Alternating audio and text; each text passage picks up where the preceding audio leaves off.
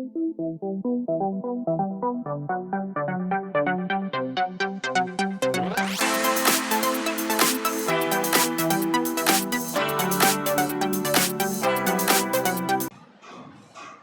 नमस्कार, स्वागत है एक बार फिर से हमारे YouTube चैनल पर। विद्यार्थियों, आज हम गणित में पढ़ने वाले हैं अध्याय 5 समांतर श्रेणी।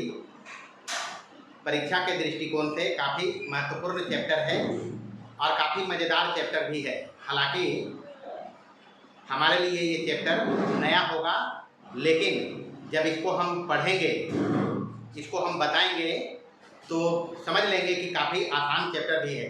तो बिना देर किए हुए आइए शुरू करते हैं समांतर श्रेणी। अध्याय 5 समांतर श्रेणी होती है। समांतर श्रेणी नाम पर चर्चा बाद में होगा, श्रेणी क्या है बाद में देखेंगे। सबसे पहले समांतर श्रेणी जाने, उसके लिए हमको कुछ बात यहाँ जानना जरूरी है। सबसे पहले उसमें हम लोगों को जानना है अनुक्रम। अंग्रेजी में कहेंगे सीक्वेंस। अनुक्रम को अंग्रेजी में क्या कहेंगे? सीक्वेंस। अच्छा, अपने दैनिक जीवन में बहुत सारा वस्तु देखते हैं जिसमें कुछ विशेष व्यवस्था के द्वारा वस्तुओं को अरेंज किया जाता है। जैसे मकई देखा होगा, भुट्टा देखा है, उसमें दाना एक पैटर्न में, विशेष पैटर्न में सजा रहता है। संतरा का जो फली रहता है उसमें भी उसी टाइप का अरेंजमेंट रहता है। या फिर किताब जो हम लोग देखते हैं, तो किताब में क्या क्या है, कौन कौन सा अध्याय है, उसके पहले एक जगह लिस्टेड रहता है क्या क्या है। जैसे पहले किताब गणित में हम लोग देखा, पहला चैप्टर था वास्तविक संख्या, है ना जी।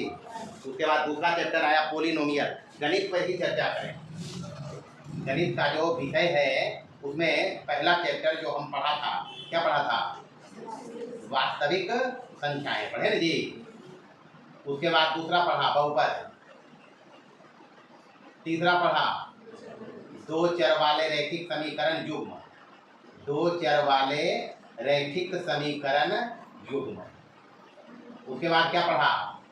द्विघात समीकरण। चौथा में क्या पढ़े? द्विघात समीकरण। पांचवा में क्या पढ़े, जो अभी शुरू किया, समांतर श्रेणी। बाकी आगे इसी तरह से चलेंगे।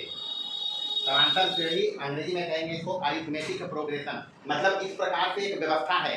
अब कभी चर्चा में आएगा अध्याय 1 तो धड़ाक से बताओगे, क्या बताएंगे? अध्याय 2 क्या बताएंगे? अध्याय 3 क्या बताएंगे? मतलब कहीं ना कहीं कि जो अनुक्रम है उसमें क्रम की प्रधानता है। किसकी? क्रम की प्रधानता है। मतलब इसमें ऑर्डर मैटर करेगा, पहला बात। दूसरा बात, अनुक्रम जब होगा तो उसमें एक ही वस्तु कई जगह आ सकता है। मतलब इसमें पुनरावृत्ति अलाउड है। तो सबसे पहले अनुक्रम का मतलब हुआ वस्तुओं की एक क्रमित सूची। क्या कहेंगे? वस्तुओं की एक क्रमित सूची को अनुक्रम कहेंगे। अब वस्तु में क्या क्या हो सकता है? संख्या हो सकता है, नाम हो सकता है, शब्द हो सकता है, अक्षर हो सकता है, वस्तु में कुछ भी आ सकते हैं। अब यहाँ हमको गणित के कंटेक्स्ट में देखना है अनुक्रम क्या है, तो हमको यहाँ नंबर पर आना पड़ेगा। किस पर? तो कई प्रकार का हम लोग अनुक्रम पढ़ा है। कई प्रकार के अनुक्रम की चर्चा वास्तविक संख्या में यहाँ कर रखा है। जैसे अगर कभी लिख दिया n, समझ लिया नेचुरल नंबर। कैसा नंबर? प्राकृत संख्या 1 2 3 4 ऐसे करके लिखा, ये क्या है? अनुक्रम है। ऐसे लिखते हैं, चलो ऐसे लिखते हैं, प्राकृत संख्याओं का ही संग्रह है, अनुक्रम है ये। उसके बाद देखा होल नंबर 0 1 2 3 4, ये अनुक्रम है ये। और देखा इंटीजर जेड में देखा, क्या देखा? 0 +-1 +-2 +-3, इसी प्रकार से अनुक्रम है ये। अभाज्य संख्याएं नहीं देखा? अभाज्य संख्याएं क्या है? अभाज्य संख्याएं ये है जी 2 3 5 7 11 13। अभाज्य संख्याएं ये हुआ। और भी बहुत सारे अनुक्रम है, कुछ भी हो सकता है। जैसे एक अनुक्रम हम लिखते हैं इस प्रकार से 0 1 1 2 3 5 8, इस टाइप से अनुक्रम है ये। और भी लिख सकते हैं, मान लो इसका नाम बी दिया, बी बराबर हम लिखते हैं, ये देखें लिखते हैं ARMY, आर्मी है। क्या है ये? आर्मी। एक संग्रह ये हुआ अनुक्रम है। सी में इसी प्रकार से हम इसको लिखते हैं MRAY, अनुक्रम है। इस प्रकार के व्यवस्था को अनुक्रम कहेंगे। नाम भी हो सकता है, मतलब अनुक्रम में जो वस्तुएं आएगी, नंबर हो सकता है, शब्द हो सकता है, अक्षर हो सकता है। जैसे यहाँ पे हम लिखा है, अभी दोनों में फर्क है। एक में लिखल है ARMY, इसमें भी है वही चीज, लेकिन फर्क क्या है, यहाँ पहले नंबर पर ए है तो यहाँ पहले नंबर पर क्या है। हाँ, जब पहला पद पूछा जाएगा इसमें तो हम ए बताएंगे, इसमें पहला पद पूछा जाएगा तो क्या बताएंगे। तो ये ऐसा है अनुक्रम। यहाँ भी वैसा नहीं है कि इसमें कुछ विशेष बात है, मतलब मोटा मोटी हमको गणित के कंटेक्स्ट में अनुक्रम देखना है तो इस टाइप के नंबर का अनुक्रम हम लोग देखेगा। यानी मोटा मोटी ये जो नंबर का एक सूची बनेगा क्रम के अनुसार, जिसमें हम कह देंगे इसको पहला, इसको क्या कहेंगे, पहला। जो वस्तु इसमें रहेगा उसको पद कह सकते हैं, तत्व कह सकते हैं। तो पहला पद एक कहेंगे। नेचुरल नंबर में पहला पद कौन सा है, दूसरा पद, तीसरा पद, चौथा पद। तो सबका नाम हो गया इसमें। यानी इसमें जो पद रहेगा, वस्तु रहेगा, उसको क्रम से हम जानेंगे, पहला पद, दूसरा पद, तीसरा पद, चौथा पद। तो यही है अनुक्रम। यानी मोटा मोटी अगर चर्चा करें परिभाषा का तो हम कहेंगे वस्तुओं की किसी क्रमित सूची को अनुक्रम कहा जाता है। वस्तुओं की किसी क्रमित सूची को क्या कहेंगे, अनुक्रम कहा जाता है। पहला बात तो ये ध्यान रखना है, इसमें जो वस्तुएं आएंगी याद रखना है।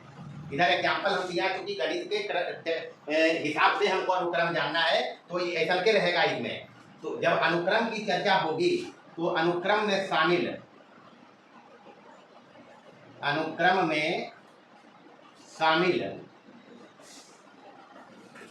वस्तुओं को पद, यानी अंग्रेजी में टर्म्स कहेंगे, या तत्व, अंग्रेजी में एलिमेंट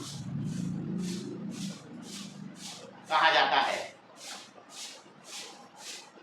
इन्हें क्रमशः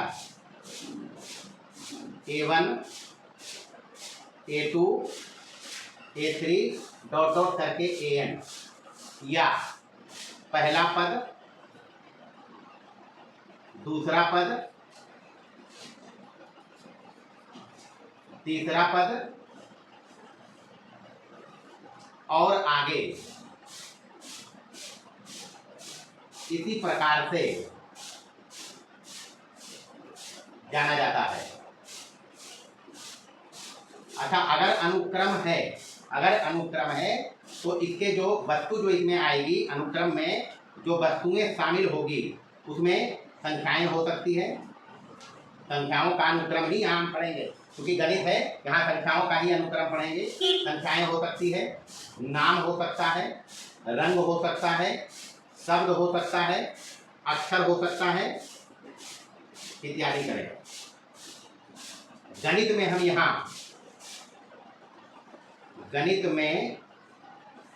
हम संख्याओं के अनुक्रम का अध्ययन करेंगे। विशेष बात जो याद रखना है अनुक्रम में, पहला बात क्रम का इसमें महत्व है, यानी क्रम की प्रधानता होती है और पुनरावृत्ति की अनुमति होती है। पुनरावृत्ति का मतलब एक ही पद कई बार इसमें आ सकता है, अनुमति होती है। जैसे यहाँ हम दिखाया है, ये अनुक्रम है। अब क्या इसमें पैटर्न है, ये सब की चर्चा हम बाद में करेगा। इसमें एक दो बार आया है, पहला पद कहेगा 0, दूसरा पद 1, तीसरा पद क्या है, तो ये भी अनुक्रम ही है। वस्तुओं की किसी क्रमित सूची को क्या कहेंगे, अनुक्रम कहेंगे। वस्तु के रूप में जो ये सूची बनेगी वस्तुओं की, उसमें वस्तुओं में क्या क्या लिया जा सकता है जी, संख्याएं हो सकती है, नाम हो सकता है, रंग हो सकता है, शब्द हो सकता है, अक्षर हो सकता है। अच्छा, अनुक्रम में जो वस्तु हम लेंगे उसको क्या क्या कह सकते हैं, क्या पद या फिर तत्व। जनरली यहाँ पद ही आएगा, टर्म्स आएंगे। अच्छा, इनको व्यक्त करेंगे a1 a2 a3 dot dot करके an। आगे इसी प्रकार से आगे भी चलेंगे, एनमा पद ही है, एनमा पद है, आगे भी चलेंगे तो n प्लस एकमा पद चल सकते हैं, और आगे चलेंगे ये सब बात की चीज है। यानी इसको पहला पद, दूसरा पद, तीसरा पद और आगे इसी प्रकार से जाना जाएगा। अच्छा, कभी कभी a1 के जगह पर t1 भी लिखा मिलेगा। क्या मिलेगा, ये सब ध्यान रखना है। a1 के जगह पर t1 मतलब पहला टर्म, a2 के जगह पर t2 भी लिखा मिलेगा दूसरा टर्म, a3 के जगह पर, ये सब नोटेशन है, संकेत मात्र है। तीसरा पद को a3 लिख सकते हैं या फिर क्या लिख सकते हैं, t3। ये एनमा पद है, एनमा पद, तो इसको tn भी लिख सकते हैं। क्या लिखेंगे, tn। तो tn को एनमा पद कहा जाता है। क्या कहेंगे, tn को एनमा पद कहा जाता है। मोटा मोटी जो विशेष बात है इसमें वो है क्रम का, किसका, हाँ क्रम की इसमें खास विशेषता है जी। क्रम इसमें इंपॉर्टेंस रखता है, क्रम की इसमें प्रधानता होती है। जैसे यहाँ भी देखें बी और सी पर फोकस करें तो बी में भी लिखा है अनुक्रम जो लेटर का है, अक्षरों का है। अंग्रेजी के इसमें 4 अक्षर हैं ARMY में, और इसमें भी अंग्रेजी के 4 अक्षर यही इसमें है, लेकिन उनका ऑर्डर अलग अलग है। इसमें पहला पद अगर पूछेगा, इसमें चर्चा करो तो t1 बराबर क्या कहेंगे, ए कहेंगे, t2 बराबर क्या कहेंगे, आर कहेंगे। यहाँ अगर इस पर चर्चा करेंगे तो t1 बराबर क्या हो गया जी, m, t2 बराबर क्या हो गया जी। इसी प्रकार से इसमें है। तो ध्यान रखना इसमें यह है कि अनुक्रम का मतलब होता है वस्तुओं की एक क्रमित सूची, और कुछ नहीं है। वस्तु जो इसमें आएगी उसका नाम होगा पद या तत्व, अंग्रेजी में टर्म्स या एलिमेंट्स। पदों को व्यक्त करेंगे, पहला पद, दूसरा पद, तीसरा पद, और आगे इसी प्रकार से इसको संकेत में a1 या t1, a2 या t2, a3 या t3 डॉट डॉट करके an या tn आगे भी चला सकते हैं। इस प्रकार के एलिमेंट को हम कहेगा अनुक्रम। क्या कहेंगे, अब चूंकि गणित के कंटेक्स्ट में हम अनुक्रम जान रहे हैं तो ये सब संख्याओं का अनुक्रम है। ये क्या है, उदाहरण हम दिया है जी, संख्याओं का अनुक्रम, संख्याओं का अनुक्रम। चले लिखे जल्दी से, ये एग्जाम्पल है। संख्याओं के कुछ और अनुक्रम देख सकते हैं।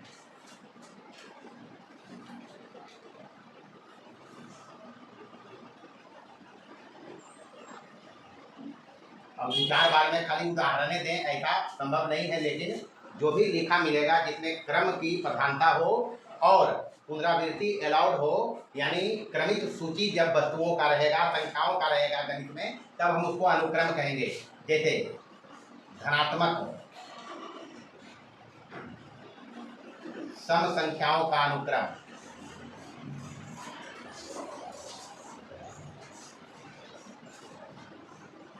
क्या होगा, 2 4 6 8 10, ये इस प्रकार से चलेंगे। इसी में अगर पूछ दे कभी धनात्मक विषम संख्याओं का अनुक्रम,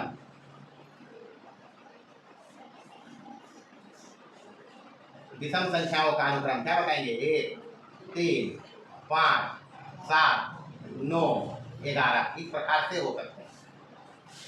इसी में अगर कभी इस प्रकार का अनुक्रम मिले, कुछ और अनुक्रम ऐसे भी लिखा मिल सकता है। मान लो ऐसे मिला 1 1 1 1, ऐसे करके खाली रहेगी, अनुक्रम ही है। कभी और ऐसा भी मिल सकता है 1 1/2 1/3 1/4 1/5 1/6, और आगे इसी प्रकार से अनुक्रम कहेंगे। इसको क्या कहेंगे। अब अनुक्रम अगर होगा तो इसमें 2 बात हो सकती है जी। हो सकता है कि उसमें जो तत्व हैं, अवयव हैं, या फिर उसमें जो वस्तु है उसको हम गिन सकें, गिन के बता सकें क्या वो है, तो उसको कहेंगे परिमित और अपरिमित अनुक्रम। परिमित और अपरिमित अनुक्रम। परिमित का मतलब होता है, परिमित का मतलब मोटा मोटी अर्थ बताया है, कितना बार चर्चा किया है, जिसके पदों को गिनकर बताया जा सके, जिसके पदों को गिनकर बताया जा सके।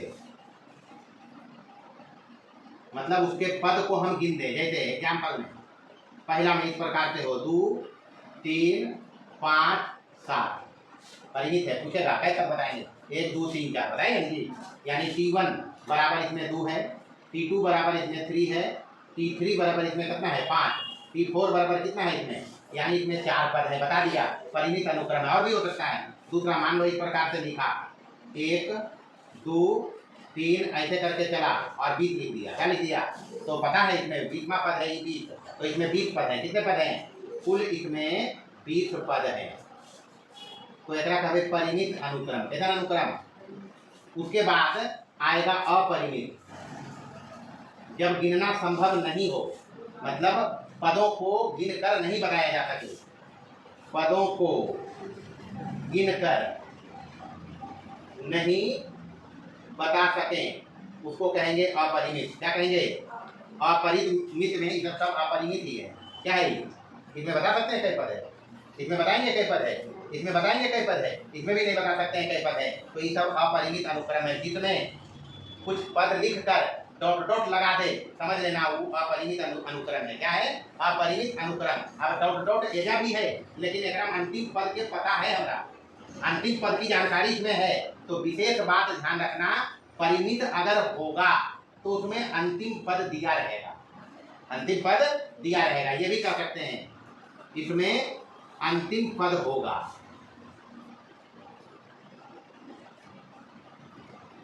ये विशेष बात। जैसे इसमें लास्ट टर्म पूछेगा अंतिम पद कितना कहेंगे 7, यहाँ अंतिम पद कहेगा तो कितना बताएंगे 20।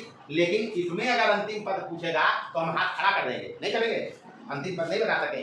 तो मोटा मोटी बात याद रखना, अनुक्रम का मतलब संख्याओं की एक क्रमित सूची। चूंकि गणित में हमको पढ़ना है, वैसे जो अर्थ गणित में अनुक्रम का है वही अर्थ अंग्रेजी में सीक्वेंस का भी है।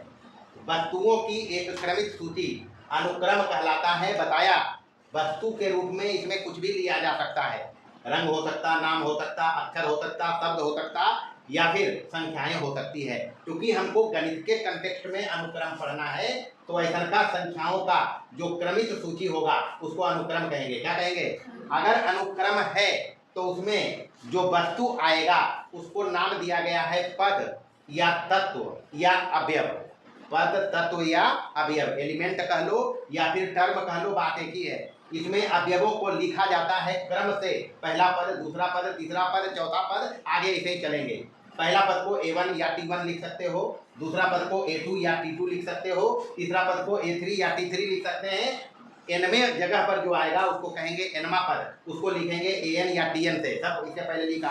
अब अगर अनुक्रम है तो एक में अंतिम पद दिया रहेगा, उसको कहेंगे परिमित या फाइनाइट सीक्वेंस। एक में अंतिम पद नहीं दिया रहेगा, जैसे ही सब में है अंतिम पद नहीं है, या फिर पदों को गिनकर नहीं बता सके कि कितने पद है, तब उसको कहेंगे अपरिमित अनुक्रम या इनफाइनाइट सीक्वेंस। तो अनुक्रम तो इतना जानना है। अच्छा, अपरिमित अनुक्रम का जो इधर उदाहरण दिया था सब अपरिमित भी था। इसमें विशेष बात ध्यान रखना है, अंतिम पद अज्ञात होगा। अंतिम पद क्या होगा? अज्ञात, पता नहीं रहेगा, तब उसको कहेंगे अपरिमित। एग्जाम्पल इधर दिया हुआ था। इसके बाद हम लोग जानते हैं सबसे पहले श्रेणी को। श्रेणी मतलब सीरीज। श्रेणी मतलब क्या? अंग्रेजी में सीरीज। यहाँ पर हम भी बहुतों बार समांतर श्रेणी न बोलकर समांतर श्रेणी बोलेंगे, वो निकल ही जाता है। लेकिन श्रेणी और श्रेणी में फर्क है। श्रेणी और श्रेणी में क्या है? फर्क है जी। उसी फर्क को पहले समझें। अब श्रेणी पढ़ रहे हैं और श्रेणी हमको पता ही नहीं है, हालांकि समांतर श्रेणी को बार बार हम बोलेगा, सब बोलता है समांतर श्रेणी। क्या बोलेगा? समांतर श्रेणी। क्योंकि आसान लगता है बोलने में, बोल दिया समांतर श्रेणी। लेकिन श्रेणी और श्रेणी में फर्क होता है। जैसे अभी हम अनुक्रम पढ़ा, कोई भी एक अनुक्रम पर फोकस करें। कोई भी एक अनुक्रम अभी लिखा था, मान लो हम लिखा 2 4 6 8 10, ये है अनुक्रम। क्या है? श्रेणी ही बन जाएगा। बस काम मात्र इतना करना पड़ेगा, 2 + 4 + 6 + 8 + 10 + ऐसे करके आगे चलेगी। अभी हो गया श्रेणी। योगफल नहीं, योग कहो, ऐसा नहीं कि अनुक्रम है तो इस सबको जोड़ के योगफल बताओ श्रेणी है, नहीं। अनुक्रम के पदों के बीच अगर प्लस का चिन्ह कर दो तो उसको कहेंगे श्रेणी। क्या कहेंगे? बस मोटा मोटी बात यही है। अनुक्रम के पदों का योग, योगफल नहीं, ऐसा नहीं कि श्रेणी पूछा आज इसको हम जोड़ के बताओ, जोड़ सकते इसके बाद क्या? अरे कथना आएगा, जोड़ सकते? सही ध्यान रखना है, अनुक्रम के पदों का योग, योगफल नहीं, श्रेणी कहलाता है, श्रेणी या सीरीज कहलाता है। बस मोटा मोटी बात ये याद रखना है। और भी कई प्रकार के श्रेणी लिख सकते हैं, जैसे बहुत सारा एग्जाम्पल हो सकता है, 2, 3, 5, 7, 11 ऐसे करके ही चल रहा है। अभी अनुक्रम है, क्या है ये? इसको अगर श्रेणी में हम बनाएंगे, अगर श्रेणी बनाएंगे तो लिखेगा मात्र 2, 3 + 3 + 5 + 7 + 11 और प्लस ऐसी बात बनाएगा तो इसको कहेंगे श्रेणी। श्रेणी क्या कहेंगे? श्रेणी। अनुक्रम ये है अगर, तो श्रेणी ये है इसका। अगर ये अनुक्रम है तो श्रेणी इसका ये है। अब इसमें भी परिमित और अपरिमित हो सकता है, तो परिमित श्रेणी, परिमित श्रेणी किस प्रकार का होगा? 2, 4, 6, 8 4 पदों का योग है, नहीं है? 1, 2, 3, 4 पदों का योग। दूसरा हो सकता है अपरिमित श्रेणी, तो अपरिमित श्रेणी कुछ भी हो सकता है, 1, 2, 3, 4 ऐसे करके चला, अपरिमित श्रेणी है। इसमें अंतिम पद नहीं ज्ञात है इसमें, तो ऐसा का अपरिमित कहलाएगा और ऐसा का क्या कहलाएगा? परिमित। इसके बाद हम लोग जानेंगे जो अपना चैप्टर है समांतर श्रेणी। समांतर श्रेणी अंग्रेजी में इसको कहेंगे अरिथमेटिक, अरिथमेटिक प्रोग्रेशन, और संक्षेप में इसको एपी कहेंगे। क्या कहेंगे? एपी। एपी बोले तो अरिथमेटिक प्रोग्रेशन यानी समांतर श्रेणी। अब यहाँ पर हम कुछ अनुक्रम लिख रहे हैं, कुछ अनुक्रम के उदाहरण।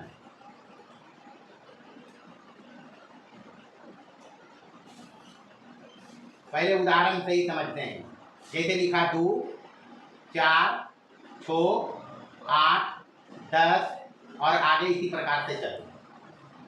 दूसरा अनुक्रम एक और लिखते हैं, 3, 6, 9, 12, 15 ऐसे करके लिखा। ये पहला अनुक्रम है, ये दूसरा अनुक्रम है। यहाँ पर फोकस करें ये, तो पहला पद पूछे अगर क्या बताएंगे? दूसरा पद पूछे तो क्या बताएंगे? तीसरा पद पूछे तो क्या बताएंगे? चौथा पद पूछे तो क्या बताएंगे? ऐसी करके आगे है ना जी। अगर हम इसमें निकालना चाहें T2 - T1 बराबर, तो T2 4 है, T1 कितना है? बराबर कितना होगा? अगर हम निकालना चाहें T3 - T2 बराबर, मतलब किसी पद और उसके पहले वाला पद, जस्ट पहला किसी पद जैसे दूसरा लिया तो उसके जस्ट पहला लिया, नहीं लिया, तीसरा लिया तो उसके जस्ट पहला लिया, तो तीसरा पद यहाँ कितना है? 6 और दूसरा पद कितना है? 6 में 4 जाएगा, कितना बचेगा? अच्छा, अब लेते हैं चौथा में माइनस करते हैं तीसरा पद बराबर, चौथा पद कितना है? 8, तीसरा पद कितना है? दोनों का डिफरेंस कितना है? तो यहाँ पर हम देख रहे हैं कि जो अनुक्रम है, ये जो अनुक्रम हम लिखा है, इसमें किसी पद और उसके जस्ट पहले वाले पद का अंतर नियत है। अंतर क्या है? अंतर नियत है। नियत अंतर क्या है जी? अरे कॉमन नियत अंतर जो है, अभी इसका नाम अंग्रेजी में देंगे कॉमन डिफरेंस, तो नियत अंतर कितना का है? यानी हम इसको इस बात से भी समझ सकते हैं या इसको ऐसे भी समझ सकते हैं कि अनुक्रम के किसी पद को प्राप्त करने के लिए उसके पहले वाले पद में, पहला पद छोड़कर उसके पहले वाले पद में एक नियत चीज जोड़कर प्राप्त किया जा सके। फिर से सुने, किसी अनुक्रम के पदों को प्राप्त करने के लिए कोई नियत संख्या उसके पूर्व के पद में, पहला पद को छोड़कर, अब पहला पद के पहले कुछ है नहीं तो पहला पद से चलेंगे, जोड़कर प्राप्त कर लें, तब वो बन जाएगा, तब वो बनेगा क्या, समानांतर श्रेणी या समांतर श्रेणी या अरिथमेटिक प्रोग्रेशन, या फिर शॉर्ट में क्या कहेंगे, एपी। मतलब संख्याओं का एक अनुक्रम एपी होगा यदि उसके किसी पद और ठीक पहले पद का अंतर हमेशा क्या हो, हमेशा, ऐसा नहीं कि 3-4 जगह फॉलो किया और बाद में अंतर दू नहीं है, नियत नहीं है, अंतर नियत बोलता है, मतलब हर बार अंतर कितना आना चाहिए, किसी पद और उसके ठीक पहले वाले पद का अंतर हमेशा अगर नियत है तब उसको कहेंगे एपी। वो अनुक्रम अब एपी हो गया। अनुक्रम यहाँ श्रेणी बना था, क्या बना था, मात्र इतना काम किया था कि पदों के बीच में हम प्लस लगाया, अनुक्रम श्रेणी बन गया। अनुक्रम ही समांतर श्रेणी बना कब, जब उसका कोई पद उसके पहले वाले पद में किसी नियत राशि को जोड़कर मिल रहा है। यही हुआ जी। अभी लिखेंगे परिभाषा, यहाँ फोकस करें, ये अनुक्रम था, ये दूसरा अनुक्रम है। यहाँ पूछेगा T1 बराबर कितना जी, यहाँ पूछेगा T2 बराबर कितना जी, यहाँ पूछेगा T3 बराबर कितना जी, इसी पे पूछेगा T4 बराबर कितना जी, और आगे इसी प्रकार से हम अगर निकालना चाहें T2 माइनस T1 बराबर क्या करेंगे, 6 माइनस 3 बराबर कितना, अच्छा इसी में निकालें T3 माइनस T2 बराबर कितना जी, 9 माइनस 6 बराबर कितना, उसके बाद निकालें T4 माइनस T3 बराबर कितना जी, 12 माइनस 9 बराबर कितना, उसी में निकालें अगर T5 माइनस T4 बराबर 15 माइनस 12 बराबर कितना जी। यहाँ भी गौर करें, किसी पद और उसके पूर्व के पद का अंतर हमेशा नियत है, नहीं है तो ये समांतर श्रेणी है। क्या है, समांतर श्रेणी, मतलब हम समझ लिया संख्याओं का एक अनुक्रम समांतर श्रेणी कहलाएगा यदि उसके किसी पद और उसके ठीक पहले वाले पदों का अंतर हमेशा क्या हो, नियत हो। नियत अंतर का नाम होगा सार्व अंतर, कॉमन डिफरेंस व्यक्त करेंगे उसको डी से। अच्छा, बहुधा हम समांतर श्रेणी देखा, समांतर श्रेणी को श्रेणी बोल देंगे, लेकिन श्रेणी और श्रेणी यानी प्रोग्रेशन, श्रेणी को अंग्रेजी में क्या कहेंगे, प्रोग्रेशन में फर्क है बउआ, दोनों में फर्क है जी, नहीं फर्क समझा। श्रेणी में समझा हम कि अनुक्रम के पदों का योग है, योगफल नहीं, मात्र प्लस माइनस चिन्ह लगा रहेगा, तो अनुक्रम के पदों का योग श्रेणी है। क्या है, एग्जाम्पल में भी अभी हम दिखाया है, जैसे अनुक्रम अगर है ये है 1 2 3 4 5 ही तक लेते हैं, परिमित अनुक्रम, कैसा अनुक्रम, परिमित अनुक्रम। तो इसी को अगर ऐसे लिख दें 1 जोड़ 2 जोड़ 3 जोड़ 4 जोड़ 5, तभी श्रेणी बन गया। क्या बन गया जी, ये अनुक्रम है तो ये क्या है, श्रेणी। हो सकता है एजा पर माइनस का भी चिन्ह हो, क्या हो, तो बात एक ही है, बात एक ही है, ध्यान रखना है। उसके बाद दूसरा हम देखा श्रेणी, क्या देखा, समांतर श्रेणी की का चर्चा किया, तो हम उसमें ये बात को देखा है कि श्रेणी में अनुक्रम को या अनुक्रम के जो पद होते हैं उसको किसी नियम के तहत लिखते हैं, नहीं लिखा था अभी तो लिखा था, मतलब इसमें हम लिखेंगे जब अनुक्रम के पदों को किसी विशेष शर्तों के अंतर्गत लिखा जाता है तब उसे श्रेणी कहा जाता है। क्या कहेंगे, श्रेणी कहा जाता है। अब श्रेणी अपने पास है, एग्जाम्पल जैसे अभी लिखा था 2, पहला उदाहरण में लिखा 2 4 6 8 10, ये श्रेणी है। क्या है ये दूसरा हम ऐसे भी लिख सकते हैं 2 4 या फिर ऐसे लिख सको ही 2 दूनी 4 दूनी 8 दूनी 16 दूनी 32 ऐसे करके सीढ़ी है। समांतर सीढ़ी इसको कहेंगे नहीं कहेंगे बात का मैटर है। सीढ़ी है, यहाँ देखेंगे 4 में 2 का भागा कितना आएगा 2, 8 में 4 का भागा कितना आएगा 2, 16 में 8 का भागा कितना आएगा 2, 32 में 16 का भागा कितना आएगा 2। तो यहाँ किसी पद और उसके पहले पद ठीक जो पहला पद है उसका रेशियो बराबर आ रहा है, कॉमन आ रहा है, नियत रेशियो है। क्या है 4 के भागा 2 2, 8 के भागा 4 2, 16 के भागा 8 2। ये मतलब अभी हम श्रेणी देख रहा है। अब श्रेणी अगर होगा तो श्रेणी 3 प्रकार के पढ़ेंगे। कितने प्रकार के? श्रेणी 3 प्रकार के होते हैं, जिसमें पहला प्रकार यहाँ हम लोग अभी नाम दिया है समांतर श्रेणी। पहला क्या नाम दिया? समांतर श्रेणी या फिर एपी या अरिथमेटिक प्रोग्रेशन। दूसरा होगा जी गुणात्मक श्रेणी। गुणात्मक श्रेणी सब 11th क्लास में सब पढ़ लेगा। यहाँ समांतर श्रेणी जान लेंगे, 11वां में गुणात्मक श्रेणी भी जानेंगे। इसको बोलते हैं ज्योमेट्रिक प्रोग्रेशन। क्या बोलेंगे? Geometric progression. थोड़ा सा चर्चा कर देते हैं, ऐसा में बाद में कभी आवे तो माथा घूम जाए। शॉर्ट में कहेंगे जीपी। तीसरा होता है हरात्मक श्रेणी। कैसन श्रेणी? हरात्मक श्रेणी, अंग्रेजी में कहेंगे इसको हार्मोनिक प्रोग्रेशन। हार्मोनिक प्रोग्रेशन और शॉर्ट में कहेंगे एचपी। क्या कहेंगे? यहाँ हम लोगों को पढ़ने का समांतर श्रेणी उदाहरण इसके पहले हम दिया है। उदाहरण इसके पहले दिया। समांतर श्रेणी या एपी का मतलब है संख्याओं का एक अनुक्रम।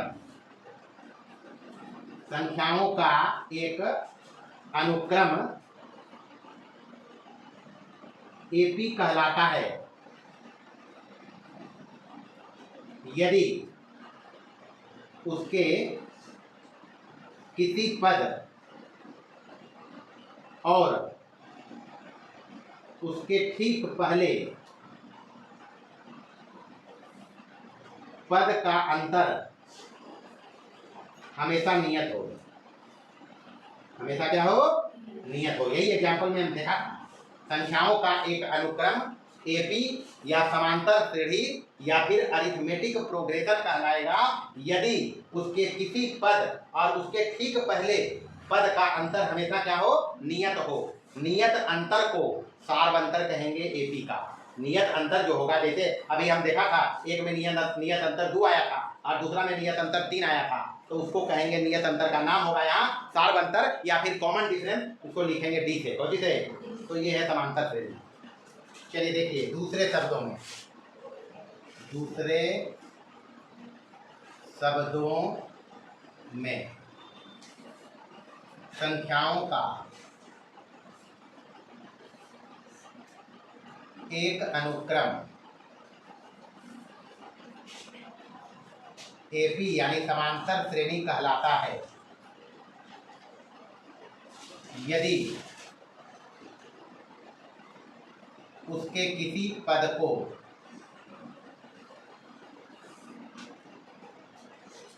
उसके पूर्व के पद प्रथम पद को छोड़कर, क्योंकि प्रथम पद के पहले कुछ होगा ही नहीं, प्रथम पद को छोड़कर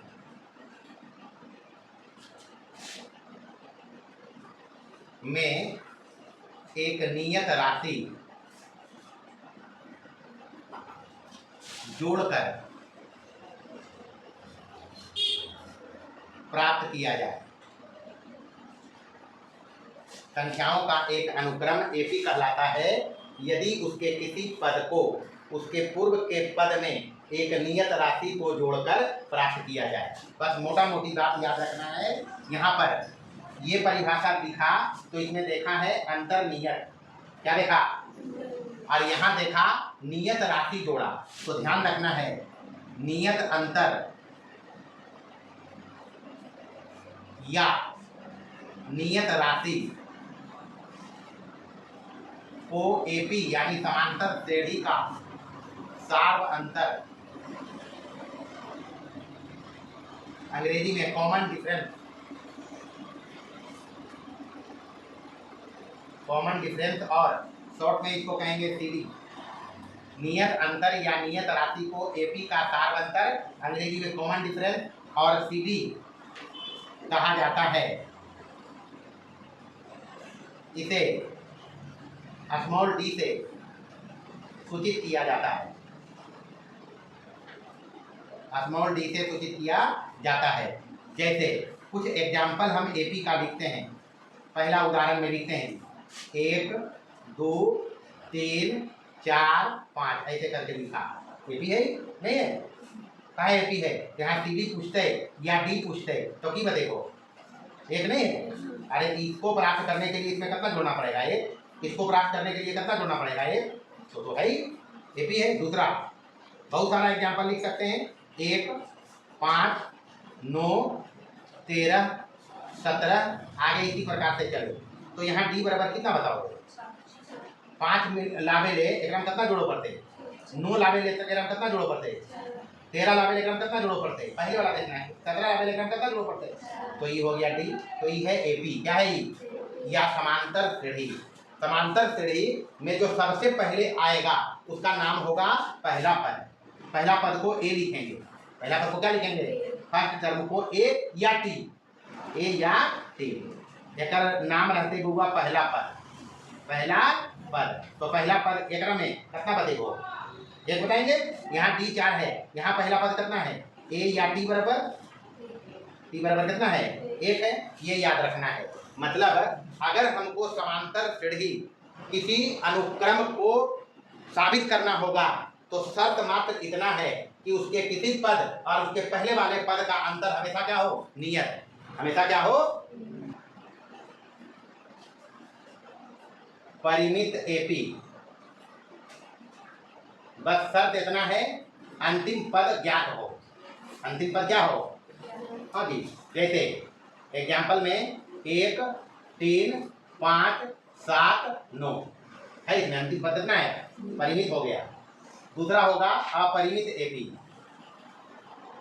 अपरिमित एपी तो इसमें अंतिम पद ज्ञात नहीं होगा। अंतिम पद ज्ञात नहीं होगा यानी अज्ञात हो। क्या हो? अज्ञात हो। जैसे ये हो सकता है, इसी को हम ऐसे लिख दें 1 3 5 7 9 डॉट करके लगा दें तो ये हो गया अपरिमित एपी। कैसा एपी? अपरिमित एपी।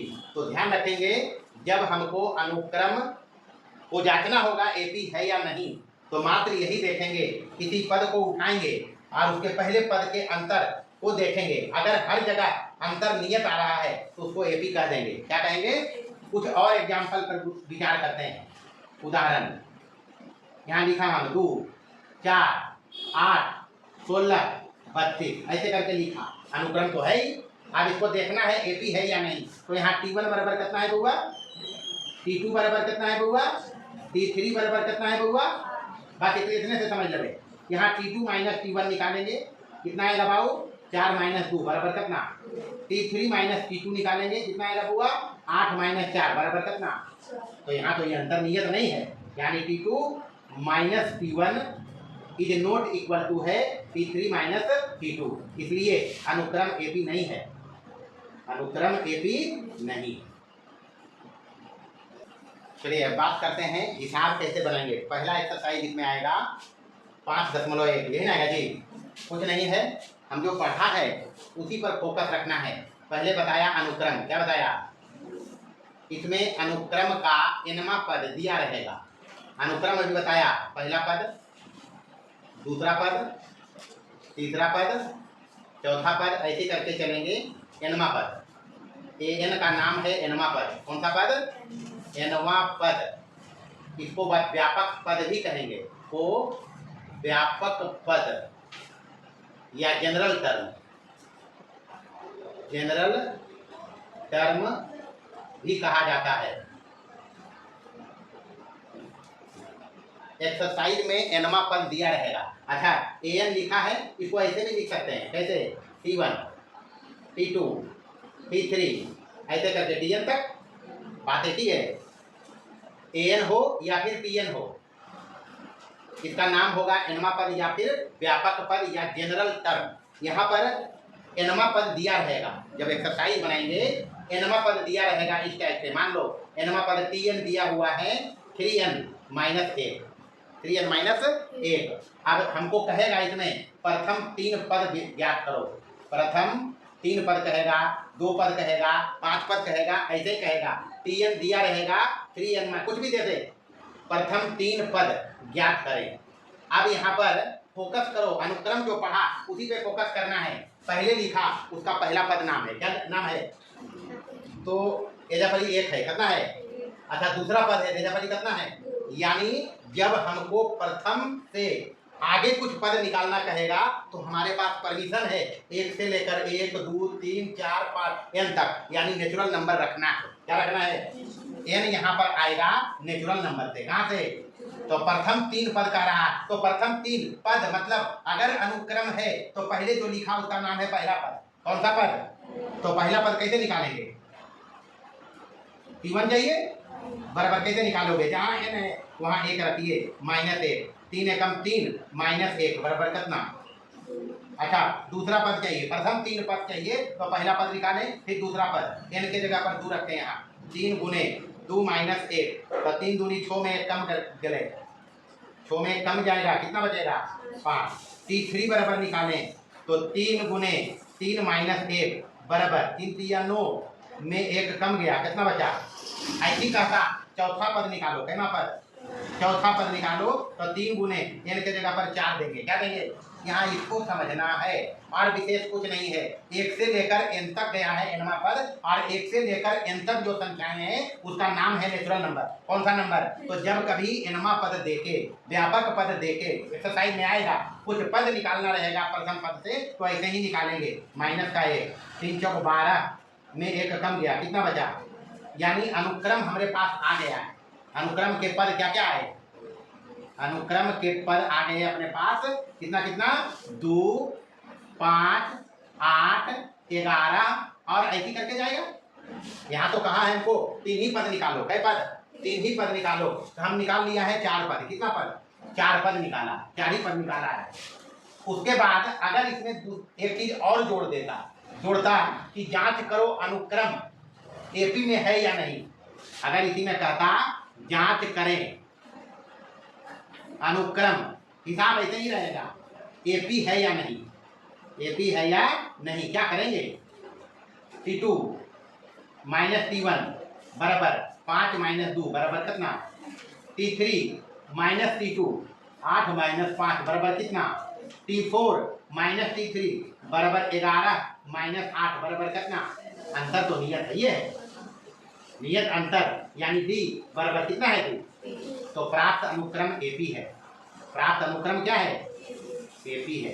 हिसाब ऐसे ही रहेगा, हिसाब ऐसे ही अपने पास आएंगे। तो सबसे पहले एक एग्जाम्पल हम दिया है, हिसाब कुछ इसी प्रकार से दिए रहेंगे। nवां पद दिया रहेगा, कुछ पद निकालने बोलेगा। जैसे मान लो दूसरा एग्जाम्पल में दिया Tn बराबर n स्क्वायर माइनस का 1। हमको कहेगा प्रथम से 5 पद बताओ, प्रथम से 5 पद ज्ञात करें। यानी हमको पूछ रहा है T1 बराबर, T2 बराबर, T3 बराबर, T4 बराबर और T5 बराबर, ये पूछ रहा है। तो बारी बारी से क्या निकालेंगे? T1 कैसे निकालोगे? n के जगह 1 दिया है तो 1 के स्क्वायर माइनस 1 बराबर कितना? T2 निकालेंगे 2 के स्क्वायर माइनस 1 बराबर 2 दूनी 4 में 1 कम गया, कितना? T3 निकालेंगे तो 3 के स्क्वायर माइनस 1, 3 3 9 में 1 कम गया, कितना? T4 निकालेंगे बराबर 4 के स्क्वायर माइनस 1 बराबर कितना? 15, जाके 16 में कम गया। T5 निकालेंगे 5 के स्क्वायर माइनस 1 बराबर 5 से 25 माइनस 1 24। अनुक्रम के 5 पद मिला, क्या क्या मिला? 5 पद 0, 3, 8 और कितना? 15 और कितना? 24, ये मिला। अब देखना अगर कहेगा कि एपी में है या नहीं, तो हम देख लेगा एपी में नहीं है। 3 में 0 जाएगा तो 3 बचेगा, 8 में 3 जाएगा 5 बचेगा, 15 में 8 जाएगा 7 बचेगा, 24 में 15 जाएगा 9 बचेगा। एपी नहीं है, होगा एपी? और हिसाब ऐसा ही रहेगा। तो इतना ही रहेगा, हिसाब में कुछ नहीं आएगा, बशर्ते जो मंत्र दिया जाता है उसको ध्यान रखिए। परीक्षा के हिसाब किताब से काफी महत्वपूर्ण चैप्टर है, और कितना महत्वपूर्ण है ये प्रश्न देखो, प्रश्न पत्र परीक्षा वाला पता चल जाएगा। तो बाकी देखेंगे अगले क्लास में। एक्सरसाइज में जो बनेगा बनाना है।